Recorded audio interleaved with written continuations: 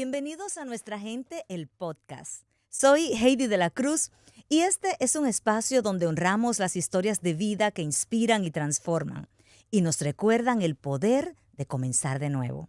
Hoy nos acompaña una mujer venezolana que ha hecho de la fe, la preparación y la resiliencia un camino de impacto. Empresaria, conferencista, líder educativa y autora. Su historia es la de una mujer que decidió reinventarse en otro país sin perder su esencia.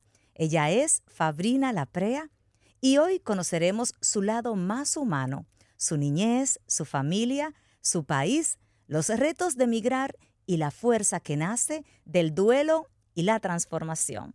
Muchísimas gracias, Fabrina. Gracias, Heidi, por invitarme a este espacio. Y cuando me estabas presentando, de verdad, todo el cuerpo se me eriza porque siempre ven esa parte de lucha o de conseguir metas, pero esa parte vulnerable que es entender de dónde venimos, mucha gente no lo pregunta. Y de verdad que me llena de muchísima emoción estar aquí contigo. Y yo estoy muy agradecida también que te sentaras conmigo acá. Te hemos visto a nivel profesional todo lo que estás logrando en el centro de la Florida y también trascendiendo, pero quisiéramos adentrarnos un poco más en quién es Fabrina, ¿de dónde vienes?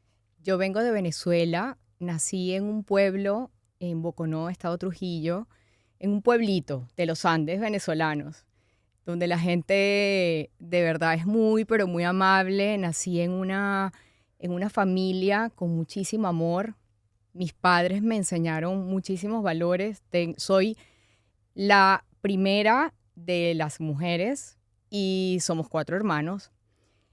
De ese lugar vengo, luego a los 17 años me fui a Valencia, Venezuela, a estudiar. Mis padres me dijeron, bueno, ya es hora de irse a la universidad, elegirme a la parte científica. Estudié odontología y de ahí en adelante, pues mis padres y mi familia me acompañan y me han acompañado toda la vida. Mi lugar de origen es Venezuela, que estoy muy orgullosa de ser venezolana y estar aquí el día de hoy contigo y estar haciendo historia en los Estados Unidos, un país que nos ofrece tantas oportunidades a tantos inmigrantes. No, definitivamente, y es lo que siempre valoramos de esa gran oportunidad en esta gran nación. Pero yo quisiera que nos quedemos todavía en Venezuela. Esta niñita, Fabrina, cuéntame cómo era esa niñita. ¿Recuerdas así como que si eras traviesa?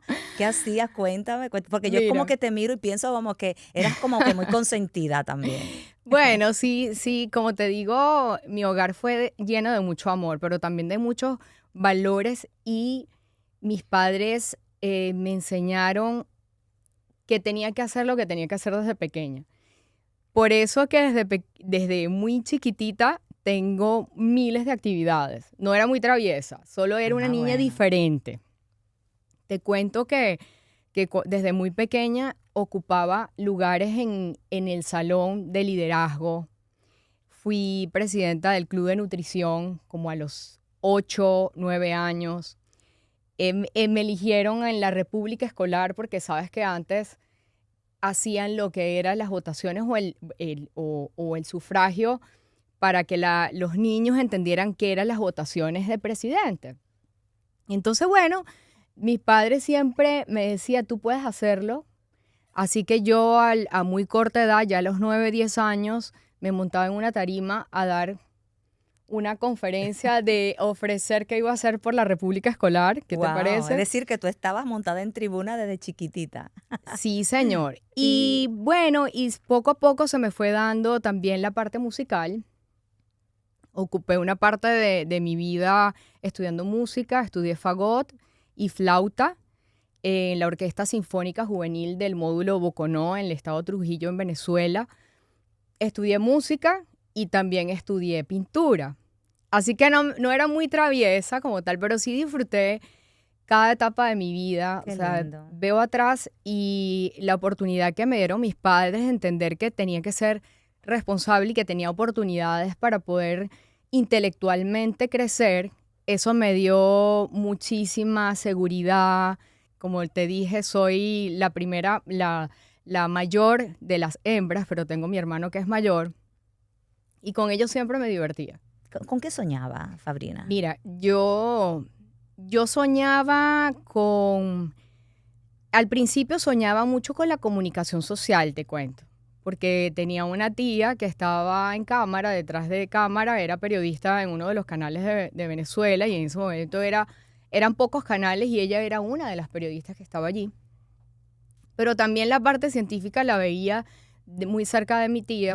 Tengo muchos tíos que son médicos y odontólogos, así que copié esa parte y me encantaba porque soñaba con servir, pero también me conectaba con el negocio, con la parte de negocio. Entonces esa niña que veía a sus padres que eran educadores, pero que en esencia no que sí quería ser profesora, pero no era lo que me No conectaba. era tu No pasión. era mi Sí. pasión. De hecho, una de mis carreras es docencia.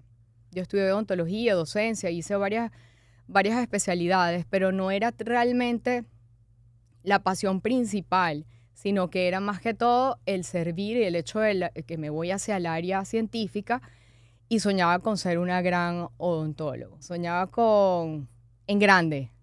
A pesar de mis raíces que venía de ese pueblito, yo decía, tengo que trascender y era lo que mi papá realmente me inculcaba. Qué lindo. Porque te cuento que escucho un mensaje que mi padre me dejó hace unos años que todavía no lo borro. Mi padre falleció hace 3 años y él en el mensaje me dice, Fabrina, tú vas a poder llegar a hacer muchas cosas porque yo creo en ti y te veo que tienes una gran energía, y eso era lo que él siempre me sacaba. Mi madre me sacaba lo que era la alegría. Mi mamá es muy risueña, se ríe mucho, comparte con las personas, le encanta la familia. Y mi papá era de sacar mucho el potencial, de que creyeran mis habilidades y las habilidades de mis hermanos para potenciarlas y llevarlas a otro nivel. Ya, qué bonito poder escuchar también que tenías ese balance en la familia. Y me encanta pero esa nota de voz que haces mención de tu papá, ¿tú tenías diálogos así profundos con tu padre que recuerdes? Sí, bueno, mi padre fue uno de mis principales mentores, porque él me acompañaba de la mano y, como te digo, creyó tanto en lo que yo podía darle a la sociedad como ser humano, como profesional, como persona, que a veces no parecía tener miedo. Y uno de las claves importantes de mi vida fue él.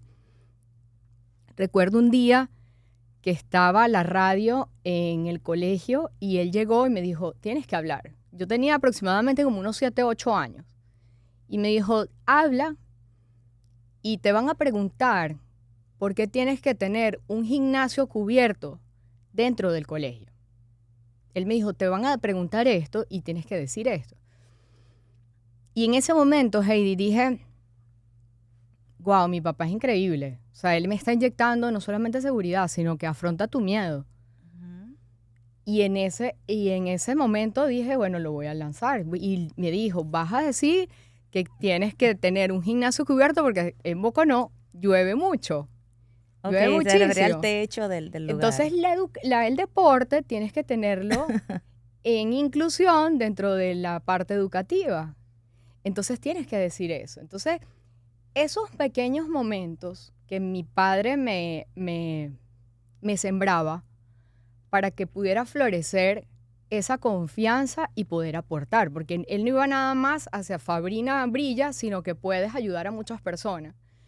Entonces, él, con su diálogo todo el tiempo y en esa nota de voz que me dejó, era el resultado de que él veía todo lo que yo estaba haciendo en un nuevo país, que salí de mi país con todas las cosas que yo tenía y que había hecho, pero con todo y eso estaba haciendo cosas increíbles en este país. Y él fue uno de los las últimas notas que él me dejó y me decía precisamente eso. Siempre la conservo en mi teléfono y la coloco de vez en cuando me siento a veces que necesito sus palabras, ¿sabes? Porque siempre tienes tu mentor, pero la coloco y escucho el audio de él, la convicción de que iba a llegar muy, pero muy lejos.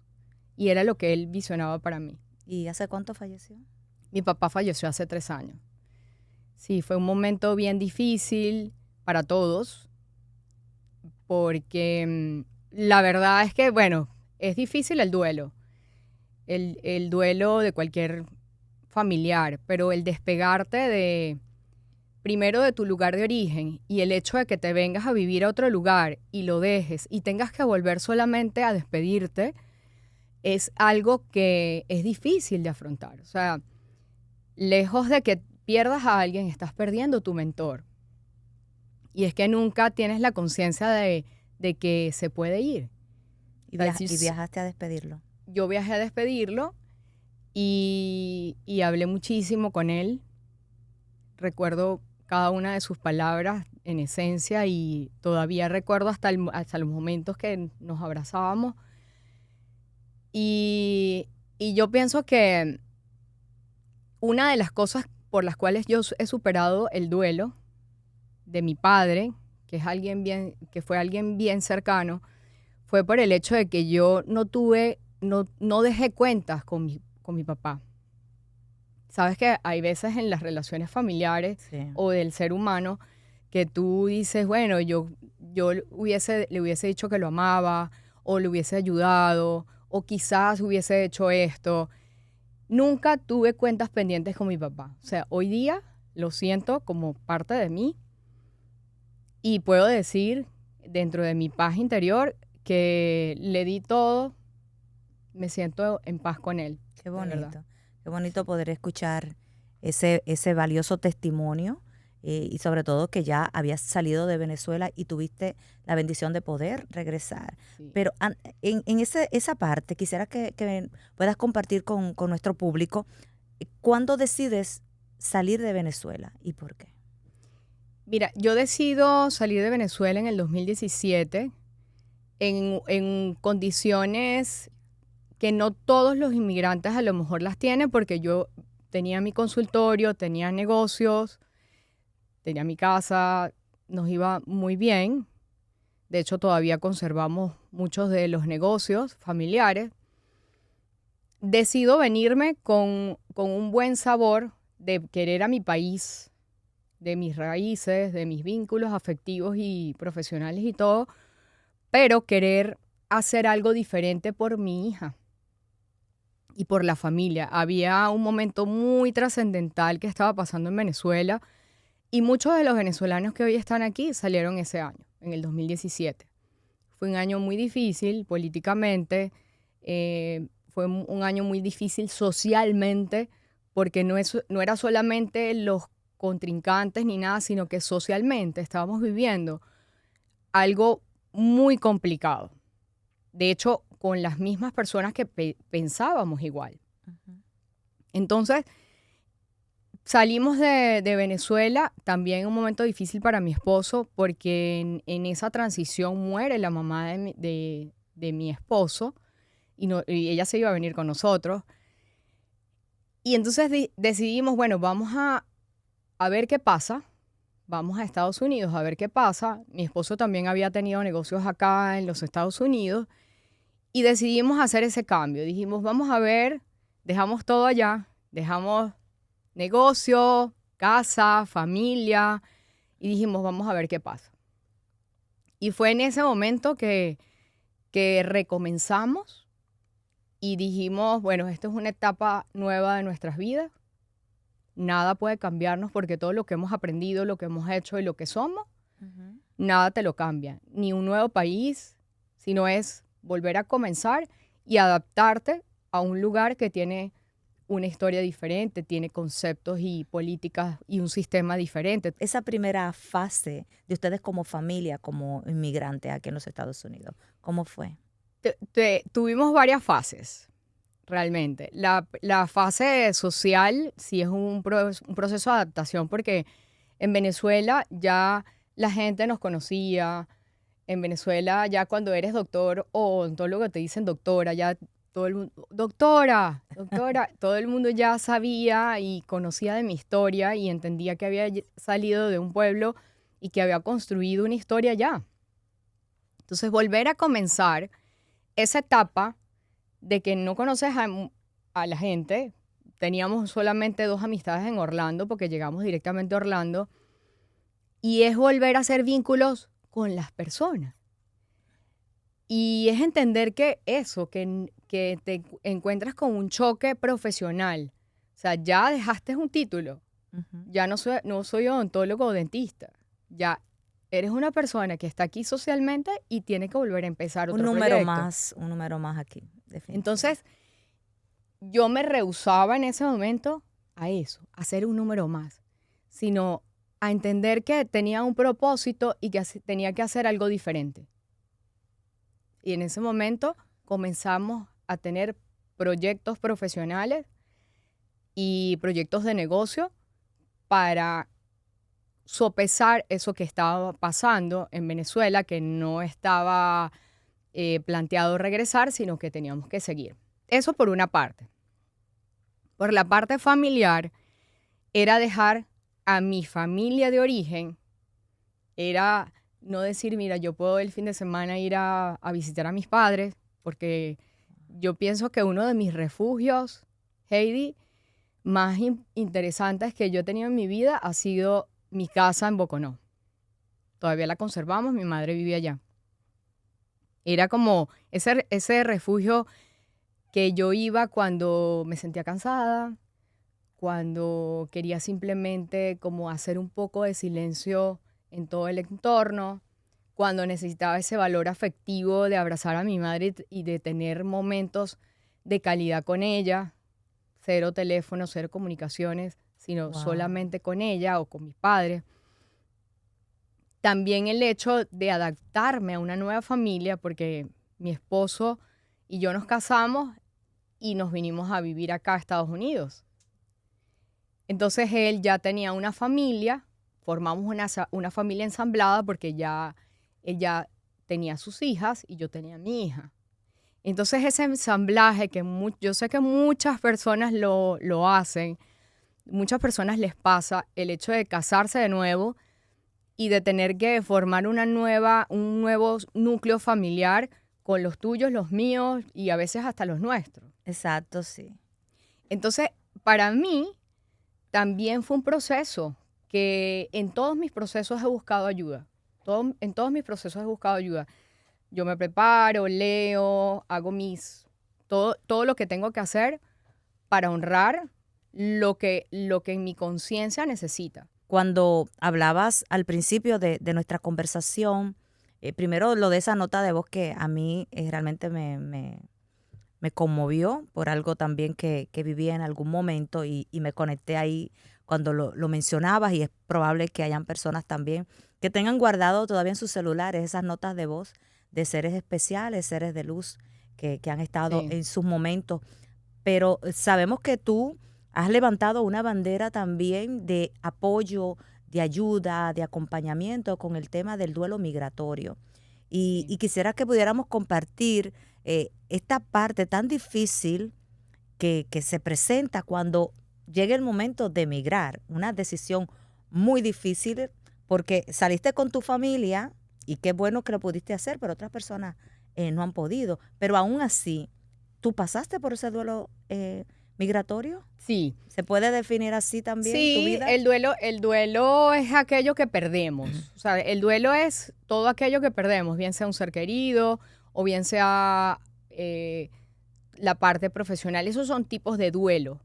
El duelo migratorio es ese proceso, digamos, macro, es el poder encajar en una parte, porque ya no pierdes la identidad, pero es que sientes que lo estás perdiendo porque lo que tú hiciste ya no encaja en el nuevo lugar. Pero el miedo puede darte la oportunidad para agarrar la fuerza y seguir, porque eso es fisiológicamente, estamos hechos así. El miedo o te paraliza, fisiológicamente tú ves, y la comparación en ciencia es así, o te paralizas cuando ves a un león o tú corres. Acabas de escribir un libro titulado Reconstrucción con propósito. Sí. Y uno de los temas también que aborda es ese. Si pudieras compartirnos un poco ¿Qué trae esta joya? Porque esto sí que es una joya invaluable. Ya yo Sí, comencé a leerlo, ella ya me lo autografió y todo. sí, bueno, sabes que no es una receta mágica. Cada uno de nosotros tiene una historia, tiene una identidad, viene de un lugar y es abrazar lo que te ha sucedido, indiferentemente de lo que te haya pasado, de ese desafío que tengas en la parte profesional, migración, duelos, eh, financiera. Me inspiré para dejar lo que en esencia yo, como ser humano, había hecho para salir ilesa de esos momentos de quiebre. Y muestro herramientas, no es una receta mágica como lo dije, porque cada uno de nosotros tiene su propio laboratorio de bienestar.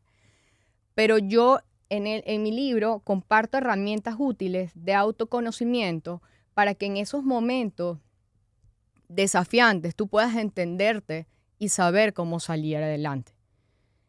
Y sacar tu mejor versión. Y me encanta sobre eso de la reconstrucción con propósito, porque también la imagen impresiona mucho porque es como que esa llave que Sí, podemos sí, sí, tener, ¿no? sí. Para abrir y traspasar esa puerta y reconstruirnos. Pero esto viene acompañado también de De una de una agenda. agenda. Sí, sí, Y me sí. encanta eso porque es como que donde me voy reconstruyendo paso a paso y voy anotando como que esos puntos para que no se me olviden. Sí, es entenderte que viniste a este mundo con un propósito. Cada quien tiene su propósito.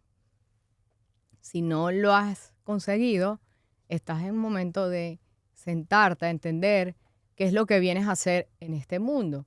Porque pasamos a este mundo, acá, estamos acá, no solamente para tener negocios, para hacer dinero, que tengo muy buena Ujú. relación con el dinero. Creo que el próximo adelanto va a ir por la parte financiera, pero vinimos a este mundo por una razón que va más allá de hacer o tener.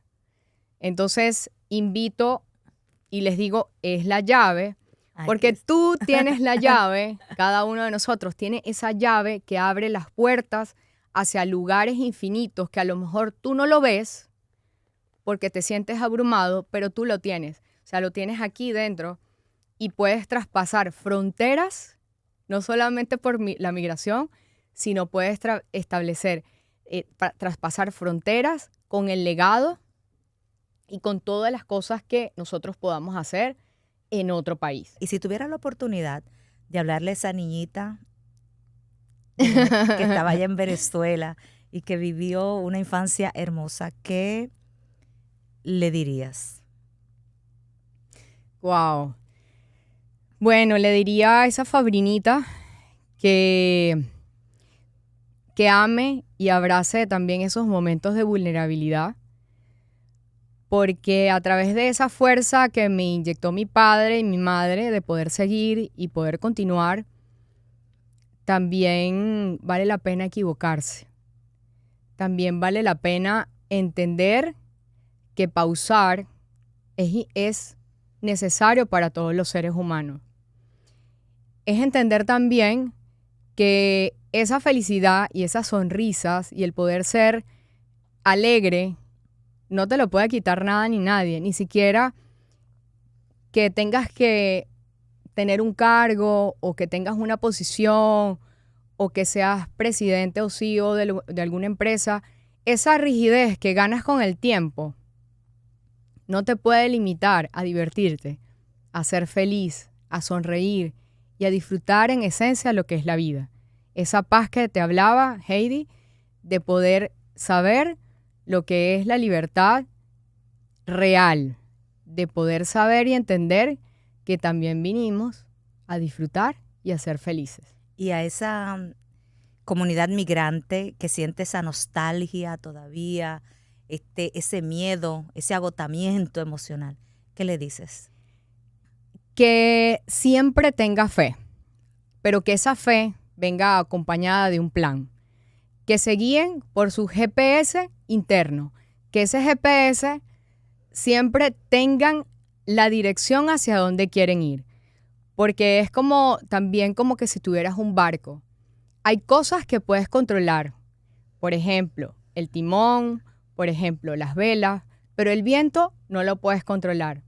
Entonces, que controles lo que puedes tener en tus manos, que pongas en acción tus sueños y que creas en ti, que no dejes que nada ni nadie te detenga, que te robe tu sueño o que te digas que no puedes, porque todos tenemos el potencial interno de poder traspasar fronteras y poder hacer en cualquier país que tú estés lo mejor, porque la identidad no se quita cuando sales del país. La identidad se logra cuando tú en el lugar que estés haciendo lo mejor de ti.